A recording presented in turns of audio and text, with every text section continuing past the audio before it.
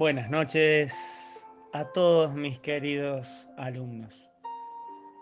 Qué contento me pone ver tantas aceptaciones que se unieron al grupo. Son las 22:27. Les prometí que a las 22:30 cada día iba a leerles una parte. Una parte de un libro que se llama La búsqueda de los elementos. Este momento en donde podemos compartir, escuchar este audio juntos. Ustedes, cada uno en sus casas con sus padres, y yo acá, en mi pieza, empezándoles a leer ya el tercer capítulo de este apasionante libro que seguramente antes de que termine el mes habremos terminado para dar paso a la lectura de otro libro. Gracias por seguirme, les agradezco. Quiero estar junto a ustedes en este momento tan difícil que nos toca como planeta. ¿Es la mejor forma? No la sé, pero es la forma que me surgió. Quiero decirles que gracias. Gracias por esperarme, por acompañarme. Trato de darle lo mejor. Y bueno, realmente no pensé que iba a tener tanta aceptación. Así que voy a comenzar. Faltan solamente 2 minutos, pero esos 2 minutos me permitirá dejarlos escuchar un ratito esta música que los permitirá adentrar en qué sucederá en este capítulo.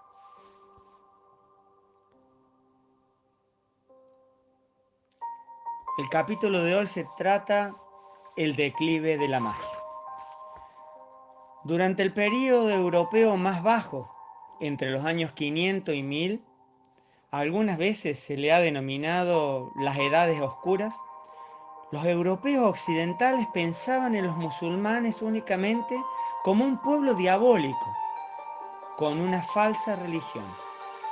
En 1096, los caballeros de Europa occidental se lanzaron a las cruzadas para recuperar la tierra Santa, que llevaba ya bajo el dominio musulmán casi 450 años. Tomaron Jerusalén y la retuvieron durante 80 años, pero después de los siglos de continuas guerras, los cristianos fueron expulsados por completo de Oriente Medio. Desde entonces, la mayor parte del mismo ha sido musulmán, excepto el nuevo Estado de Israel y parcialmente cristiano Estado del Líbano. Los cruzados se encontraron con que los musulmanes eran más civilizados y eruditos de lo que habían supuesto. Regresaron con noticias acerca de nuevos productos empleados por los árabes, tales como la seda, el azúcar, y de avances de la medicina y de la alquimia, que se encontraban más allá de todo lo conocido en Europa. Estudiosos aventureros europeos comenzaron a buscar el conocimiento musulmán en algunos lugares como España y Sicilia, donde los árabes habían ejercido durante mucho tiempo su dominio. Aprendieron su lengua y con la ayuda de los estudiosos musulmanes y judíos, empezaron a traducir los libros árabes al latín. El más importante de estos primitivos traductores fue un italiano, Gerardo de Cremona, que vivió en el año 1114-1187. Viajó a Toledo, una ciudad española que había sido recientemente conquistada a los musulmanes.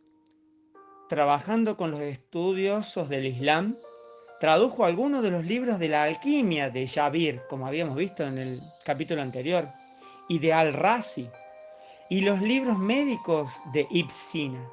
Todo lo vimos en el capítulo 2. También tradujo algunas de las obras de Aristóteles y de los grandes matemáticos griegos como Euclides y Ptolomeo, descrito todo en el capítulo 1. Mientras esto sucedía, el renacimiento del interés por Aristóteles en Europa occidental fue también estimulado por dos grandes intérpretes vivos del filósofo griego. Un estudioso musulmán, Averroes, que vivía en España, y un estudioso judío, Maimónides, que vivía en Egipto. El nuevamente descubierto saber árabe y los rescatados escritores griegos se esparcieron por toda Europa. Hacia el siglo XVIII, Europa occidental había comenzado a ponerse en cabeza como centro principal del saber y siguió en liderazgo hasta el siglo XX. Hablemos sobre los alquimistas europeos. Naturalmente, los estudiosos europeos adoptaron un interés inmediato por la alquimia árabe.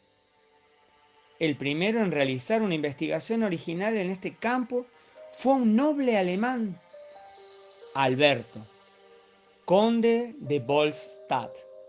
En el año 1206 vivió, conocido más corrientemente como Alberto Magno. También es conocido como Doctor Universal porque estudió los libros de Aristóteles y le pareció a sus estudiantes que lo conocía todo. Alberto Magno propuso algunas recetas para producir oro y plata, pero lo más importante, aunque nadie se dio cuenta de ello en aquel tiempo, fue su descripción de un método para preparar arsénico, una sustancia grisácea con algunas propiedades metálicas. Los minerales que contenían arsénico habían sido conocidos por los griegos y por los romanos, que los habían empleado como sustancias colorantes. No obstante, el arsénico puro era una cosa nueva. Alberto Magno fue el primero en llamar la atención de los estudiosos europeos hacia esa sustancia y tradicionalmente se le concede el mérito de haberlo descubierto. Alberto Magno tuvo dos discípulos particularmente famosos: Tomás de Aquino, quien vivió entre el año 1225 y 1274 en Italia, y Roger Bacon, que vivió en 1214 y 1292 en Inglaterra. Bacon se convirtió en un activo alquimista. Popularizó la noción de Yavir en lo referente a los principios del mercurio y del azufre. Algunos han atribuido los principios del mercurio han atribuido a Bacon la invención de la pólvora, pero en la actualidad se considera que el primer europeo que fabricó pólvora fue un alquimista alemán llamado Bertolt Crafts. Otro de los primeros alquimistas europeos fue el español Arnaud de Villeneuve. Al igual que otros muchos alquimistas, llevó a cabo un importante descubrimiento mientras perseguía la quimera de la transmutación. Averiguó que ciertos vapores, al quemar carbón vegetal, eran tóxicos. Lo que había descubierto, aunque no lo supo, fue el monóxido de carbono. También en España, hacia el 1366, vivió un alquimista que escribió bajo el seudónimo de Geber, aparentemente para hacerse pasar por el famoso Yavir. Hubiera sido más prudente que nos hubiera dado su auténtico nombre, puesto que fue un auténtico descubridor cuyo nombre en la actualidad se ha perdido. Fue el primero en descubrir los ácidos minerales fuertes como el ácido sulfúrico y el ácido nítrico. Estos ácidos proporcionan al alquimista nuevos instrumentos para tratar los materiales. Pudieron disolver sustancias que no habían sido solubles en otros ácidos más débiles, como el ácido que contiene el vinagre, que eran conocidos ya por los antiguos. El descubrimiento de Geber es en la actualidad más valioso que el del oro. Los ácidos sulfúrico y nítrico se han convertido en bases de industrias para los fertilizantes, para los explosivos, para las tintas.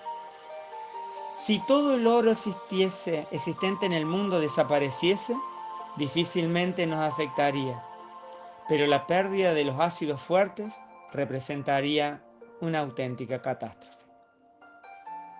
En aquel tiempo la humanidad solo se sentía atraída por una fórmula mágica que permitiera obtener oro, y hubo muchos que aseguraron haberlo conseguido.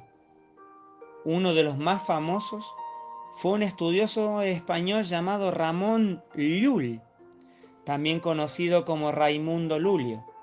Se supone que fabricó oro para el rey Eduardo I de Inglaterra. Naturalmente que no hizo nada de esto. En realidad, Lull parece haber sido uno de los alquimistas que no creía que la transmutación fuese posible, pero de todos modos la gente estaba ansiosa por creer esta fábula acerca de su supuesta realización. Los fraudes florecieron en gran cantidad de monedas de oro que estaban hechas de latón o de plomo dorado. Fueron escamoteadas con la pretensión de que habían sido fabricadas mediante la alquimia. Hubo tantas falsificaciones de esta clase que en el 1303 el Papa Juan XXIII prohibió la práctica de la alquimia por completo, sobre la inteligente base que esa transmutación resultaba imposible y que los alquimistas no hacían más que engañar al pueblo y lesionar la economía. En Inglaterra el rey Enrique IV y los posteriores monarcas ingleses de forma ocasional otorgaron algunos permisos individuales para trabajar en el problema de la fabricación de oro, con la idea de controlar el oro por sí mismos. Durante los 2 siglos posteriores a Weber no se realizó ningún trabajo de auténtica importancia en la alquimia. Casi todos fueron fraudes. Algunos de los practicantes dejaron este juego de confianza. Unos cuantos fueron perseguidos y castigados severamente. Algunos incluso fueron hasta ahorcados. La misma palabra alquimista se convirtió en sinónimo de falsificador. Hubo algunos honrados alquimistas, como es natural. Uno de ellos fue Bernardo Trevisano de Italia, que vivió entre 1406 y 1490. Dedicó su larga vida y su fortuna a perseguir en vano el secreto del oro. En el siglo XVI un nuevo espíritu comenzó a animar a la filosofía natural e inevitablemente ello afectó a la alquimia. Muy notable entre la nueva generación de alquimistas fue un sueco excéntrico llamado Theophantus Bombastus von Hohenheim. Perdón por no pronunciar perfectamente su nombre. Vivió en 1493 y 1541 se produjo su muerte. Su padre le enseñó medicina y él mismo estudió minerales en las minas austríacas. Viajó por toda Europa recogiendo los conocimientos por todas partes. Von Hohenheim se dedicó a los estudios alquimistas para encontrar una piedra filosofal que crease medicinas para el tratamiento de la enfermedad, más que para fabricar oro. Uno de los más famosos escritores romanos sobre temas médicos fue Aulo Cornelio Celso. Von Hohenheim, que rechazaba las nociones de romanos y griegos acerca de la enfermedad, se llamó a sí mismo Paracelso, es decir, más allá de Celso. En 1526, como profesor de medicina de Basilea, en Suiza, Paracelso conmocionó a los eruditos de aquel tiempo al quemar en público todos los libros de medicina escritos por griegos y árabes. Emprendió drásticas acciones para sacar a la ciencia de sus marasmos. Los médicos se pusieron furiosos, pero Paracelso les obligó a poner en tela de juicio las ideas tradicionales y pensar que una nueva perspectiva iba a surgir. Consiguió curar a algunos pacientes que los otros médicos no habían sido capaces de ayudar. Su fama aumentó. No obstante ello, dejó de recurrir a algunos engaños. Por ejemplo, alegó haber descubierto el secreto de la vida eterna, aunque como es natural, no vivió para probar su teoría. Falleció a los 50 años, al parecer de una fractura de cráneo tras una caída accidental. Paracelso añadió un tercer principio al mercurio y al azufre, lo cual supuestamente proporcionaba propiedades metálicas e inflamabilidad. Pero ¿qué cabía decir de los metales que no ardían, como por ejemplo la sal? Decidió que un tercer principio debería representar esta propiedad y tomó la sal como su corporeización. Paracelso fue el primero en describir el zinc. Algunos minerales que contenían este metal habían sido empleados hacía ya tiempo para fabricar el latón, una mezcla de cobre y de zinc, pero no se conoce el metal en sí, por lo que se concede comúnmente la fama a Paracelso de haber sido el descubridor del zinc. Hasta el día de hoy, el nombre de Paracelso ha sido algo casi sinónimo de alquimia, pero actualmente no es el alquimista más famoso. Esa distinción corresponde a un hombre, lo cual es bastante raro, que contribuyó muy poco a la alquimia o a la ciencia. Fue simplemente un hombre, quien en su tiempo, el de Paracelso también, consiguió una gran reputación popular como mago. La leyenda dice que estableció un pacto con el diablo. El nombre del alquimista, inmortalizado por Goethe, fue el de Johann Faust. A fines del siglo XVI, la alquimia comenzaba a realizar su transición hacia una verdadera ciencia. En 1597, un alquimista alemán llamado André Libau, generalmente conocido con la versión latinizada de su apellido Libavius, preparó el terreno para ella al recopilar todo el conocimiento que los alquimistas habían allegado. Su libro, Alquimia, puede ser considerado el primer buen libro de texto sobre el tema. Libarius realizó una importante contribución personal. Fue el primero en descubrir métodos que preparaban el ácido clorhídrico. Vaya, un resultado para 2500 años de pensamiento. Las nociones del hombre acerca de la naturaleza de la materia estaban muy verdes. Nadie había aislado un solo elemento o hallado ninguna forma racional de convertir los elementos para formar compuestos. Pero una revolución se había puesto en marcha. El siglo XVII llegó como un estallido, sacudiendo las antiguas ideas y aclarando el aire para un nuevo inicio de la ciencia. El agua, propuesta por Tales en el año 600 a.C. El elemento aire, propuesto por Anaxímenes 550 años antes de Jesucristo. El fuego, propuesto por Heráclito en el año 550 a.C. La tierra, propuesta por Empédocles en el año 450 a.C. El éter, propuesto por Aristóteles en el año 350 a.C. El mercurio, propuesto por Javier en el año 750 a.C., lo mismo que el azufre. Y por último, en este capítulo, vimos que Paracelso, en el año 1530, después de Jesucristo, propuso la sal. Espero que mañana comencemos el cuarto capítulo que se titula Un nuevo principio. Espero haberles contado algo que los haya entusiasmado. Que Dios los bendiga.